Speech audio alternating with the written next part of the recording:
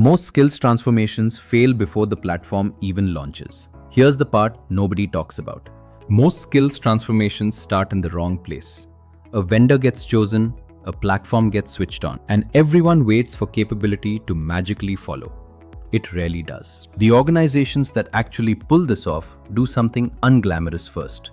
They build the plumbing underneath. One global pharma rebuilt its entire capability infrastructure in 18 months, retiring 20+ legacy systems and funding the whole thing through the savings it generated. But the platform was the easy part. 5 conditions had to be true before it stood any chance of landing. First, leadership alignment on the right thing.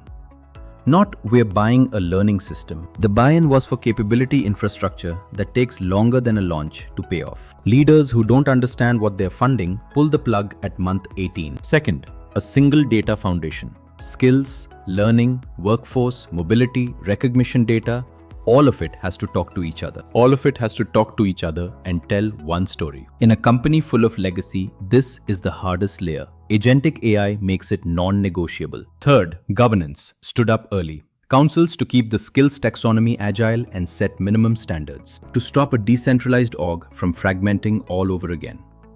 You don't build a taxonomy once, you keep it alive. Fourth, decommissioning, the step everyone skips.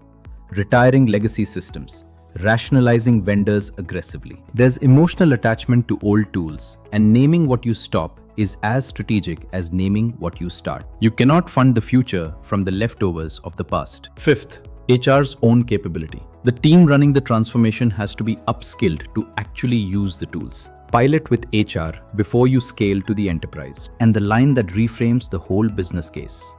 The real cost isn't the platform. It's the cost of missuccession. When you rely on external hiring because you can't build internal capability, you pay in higher cost and slower value. Frame the work as a capability risk question. Build versus buy versus borrow versus bot.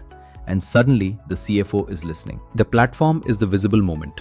The transformation lives in the 18 months of alignment, data plumbing, and building muscle. If you're early on this journey, which of the 5 do you think your organization is most likely to skip?